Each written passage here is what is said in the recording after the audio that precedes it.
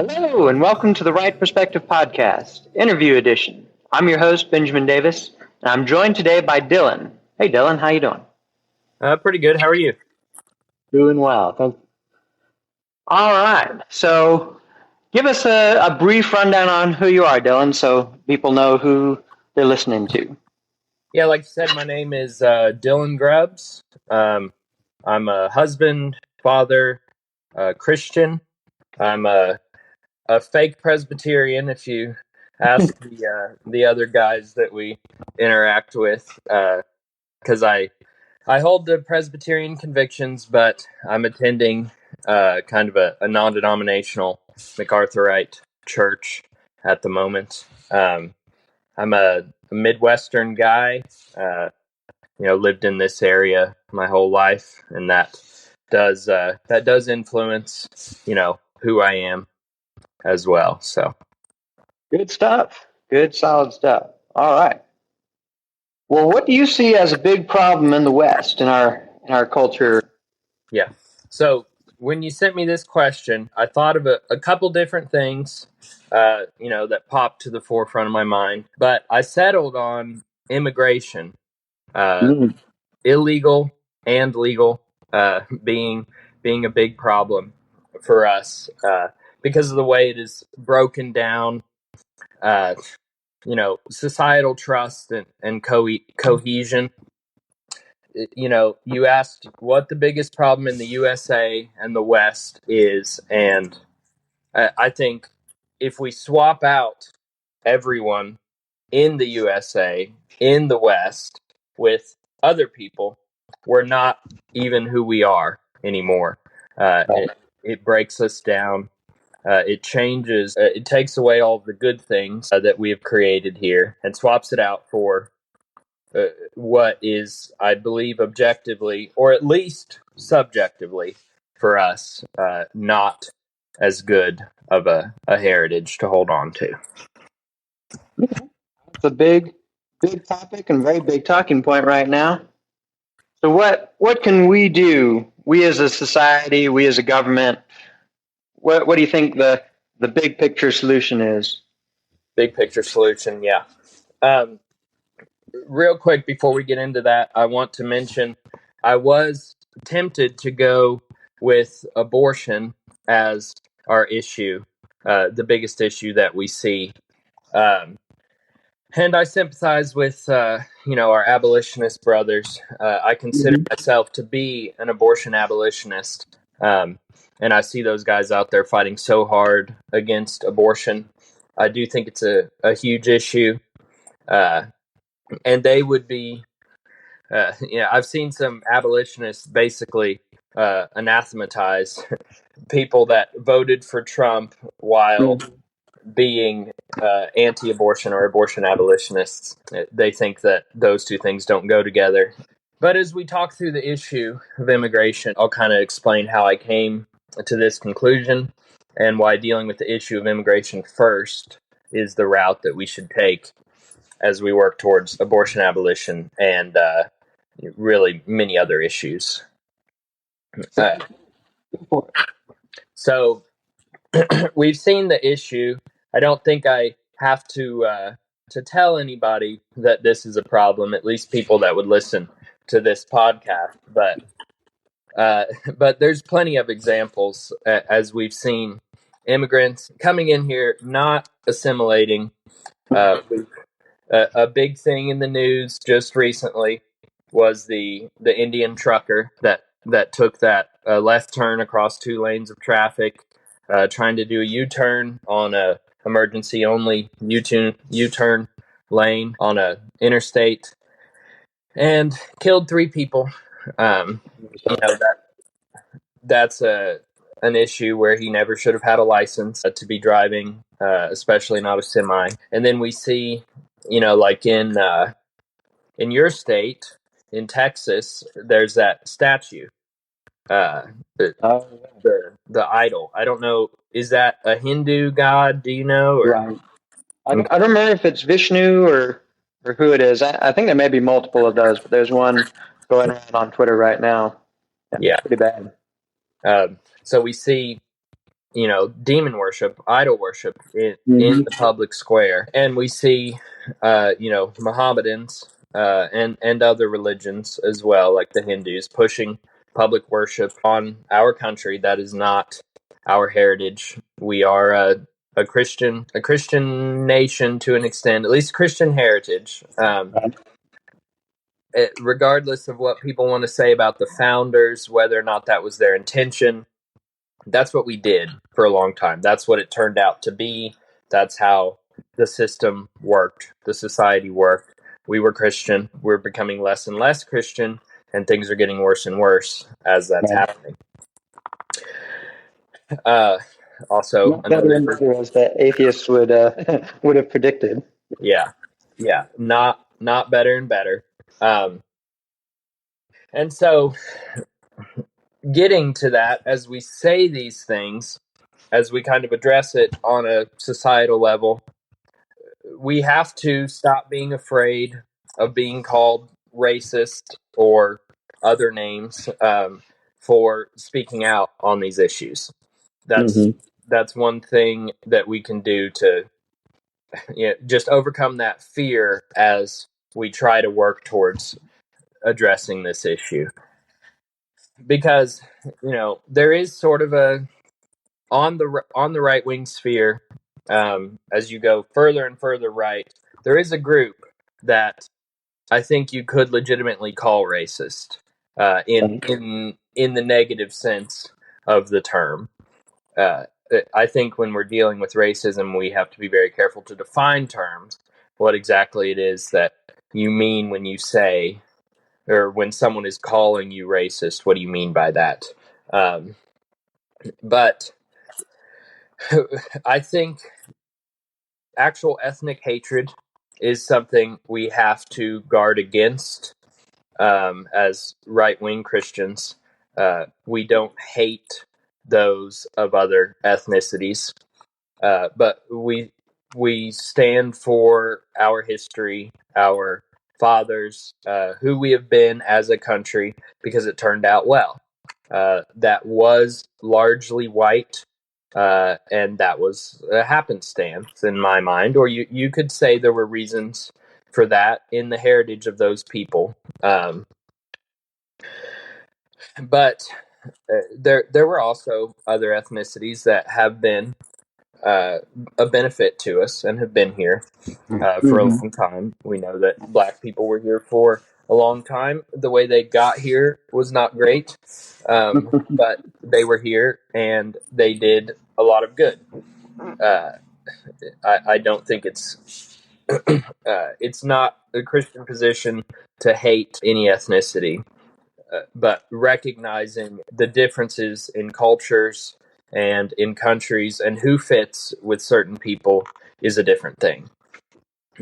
We wouldn't necessarily fit well taking our American heritage over into another country and trying to transform the way that they operate there. That would probably not go very well, and actually would probably not result in the flourishing of those countries. We've kind of seen that as our government has tried to interfere with the government of other countries, thinking that we're doing good by toppling their government and putting in who we want, and it usually results in just an absolute mess there.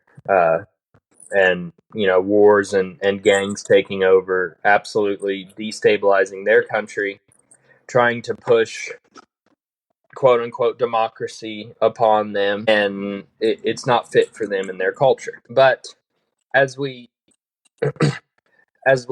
break down the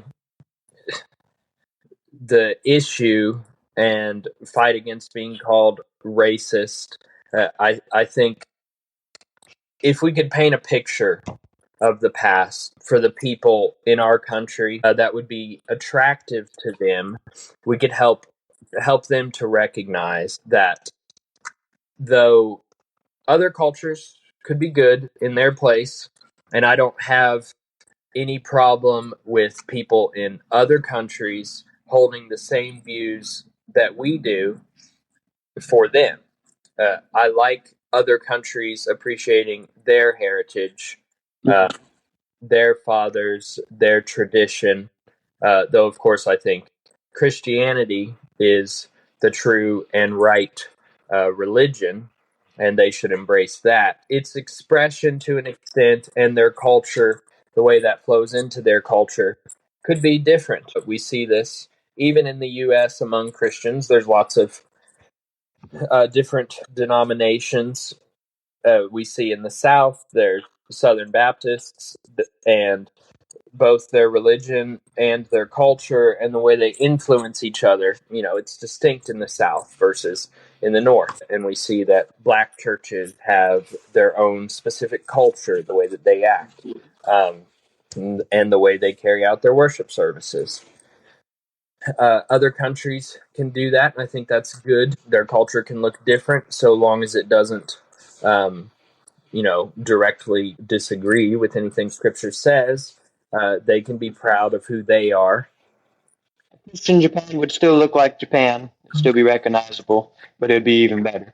Yeah, amen, definitely. So what do we do about it? We see a problem. What can we do about it? Yeah, so I think as we help people recognize, if we could encourage embracing our heritage, encourage patriotism. The left has done a good job at highlighting all of the bad parts of our history and even painting them in a worse light than is true.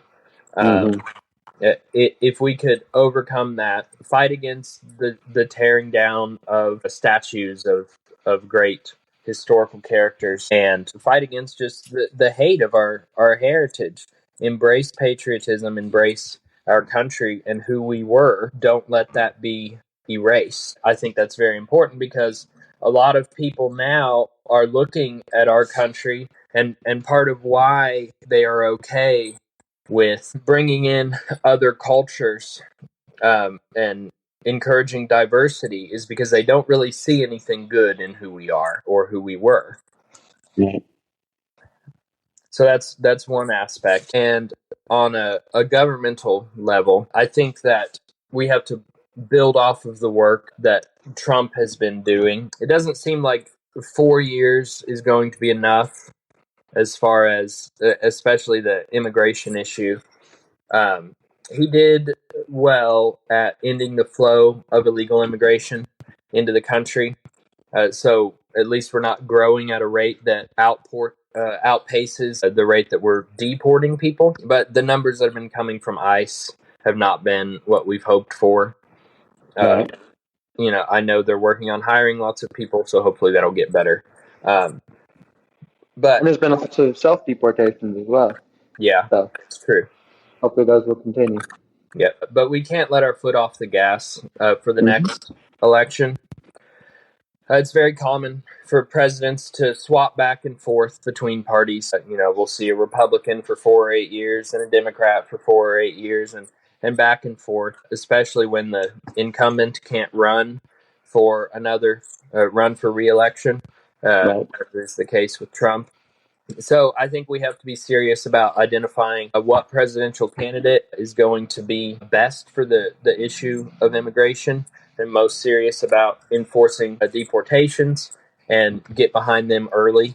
Whether at this point, I think it remains to be seen whether that's J.D. Vance or someone else. But the momentum seems to be on our side right now, and that can make people become complacent. Right. They can see that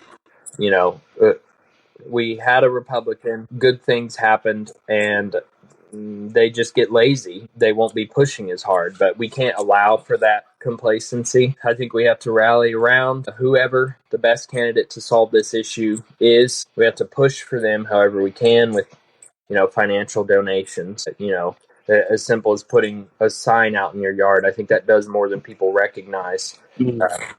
People that are not actively involved in politics, just name recognition ends up being a huge thing. As they, right. You get a list of unknown names. Well, I recognize that one. Must be the good one. yeah, that happens a lot. There's many people in the country that they vote but they're really not involved in politics. It's good that they're at least voting, but they need to be more informed. But as we, just put their name out there, social media is another big thing with that. As people see people's names on their friends list that are supporting certain candidates, that name sticks in their mind, and then they end up voting for them. And so I think that ends up being a powerful tool to encourage the direction we're wanting to go. Yeah. So as a society, we can encourage patriotism, tell people actually what our heritage is, what the good parts are, what lies have been told to us about it. And then as a government, we can continue to get rid of people who are here illegally or just shouldn't be here. And you mentioned some things we can do personally, putting that sign out in the yard, maybe telling our friends about the good candidates and those pretending to be good candidates. What are some other things we can do on a more personal level? Like, what responsibility can we take for taking care of this problem, getting social cohesion again as a nation? Right. Well, I think on a really personal level, just knowing your neighbors, encouraging societal cohesion in that way. For some reason, we don't go out socially actively in our communities the way we used to. People aren't involved in church. The idea of a community or like a neighborhood cookout, I don't think that really exists in my generation, at least. We I grew up seeing things like that depicted on TV, but I've never seen anything like that happen. Or something similar, like taking cookies to your neighbors, for Christmas or something like that. Mm-hmm. You don't see a lot of that, and you especially don't see younger people involved in that kind of stuff. So as we get to know our neighbors and foster community in that way, uh, it just encourages a recognition of who we are. It encourages our culture, um, just the kindness, the friendliness, the community, and it makes people feel safe. We just moved in to town. We were living in the country before, and we did know all of our neighbors. Actually, 2 out of the 3 houses closest to us were direct relatives of ours. And then, yeah, we also had people living on our road that went to our church. So that area, we knew people and we felt safe there. And we were in the country, so we didn't see people walking by or messing around. But then we moved into town, and this is a different thing. There's people everywhere all the time, and it's very weird for me because I haven't lived in town in over a decade. When I was a kid, I didn't really notice it, but there's people everywhere all the time, and there's neighbors around us, and we're working on getting to know them. And just knowing a person, helps to encourage community and encourage safety and security. Even if we don't become best friends with them and we don't necessarily know all their history, as we build that relationship, it builds, connection and love in a sense for who we are as people. Because if we are just a bunch of individuals in our lives, we don't have connections in our churches, we don't have connections in our community, then there's nothing to fight for, there's nothing to support. What difference does it make if all of the random people that are around us that we don't know are from here or not from here, or agree with us politically or religiously, or have the same goals as us? If we don't know who any of those people are, none of that makes any difference. Right. It's amazing how much more neighborly you can feel just by knowing somebody's name. Yeah. It's crazy. So building those relationships, building the kind of culture you want in America, that's good stuff. Good stuff. Well, it's been about the 20 minutes. I know you had some final thoughts about why you chose immigration versus some other things. Why don't you tell us about that, and then we'll land this plane. Right. So, like I said at the beginning, a lot of people will view abortion as a bigger issue than immigration or really any other topic. I think the reason why we need to support, the end of immigration, illegal immigration for sure, and also, at least a pause for a while on immigration from other countries, especially ones that don't mesh with our culture, Right. um, is because as long as immigrants are coming here and voting in the U.S., we will not be able to see the abolition of abortion or the outlawing of gay marriage, whatever you want to call it, or the repeal of the 19th Amendment or whatever other thing comes to your mind that is based in a Christian value. Any type of governmental reform that comes from a heritage American Christian perspective, that will not happen as long as we have immigrants voting in the U.S. Because whether they're legal or illegal, they're always going to vote for Democrats because the Democrats support them being in our country. And so that's going to overpower anything else, that any other issue that they would say they oppose. We've got, from some countries, we've had a lot of Haitians come in, at least in our area. And Haiti is a Catholic country, at least supposedly. And Mm-hmm. Catholics, theoretically at least, would oppose gay marriage, abortion, all that. But they don't care because they want to be here. They're not going to vote for those issues. Same things with the Mohammedans or whatever else. They're clearly against abortion. They have very much more oppressive views on women than Christians do, but they would agree with um, at least getting them out of government, etc. But they're not going to vote for that. They're not going to oppose these issues that they say they believe in religiously, because they want to take advantage of what we've built here, and transform it into their culture, their country, and they're not going to be able to do that as long as Christians are in power. So, without restoring our sovereignty as a nation and allowing the heritage, it's a largely white Anglo-Saxon Protestant population that is our heritage.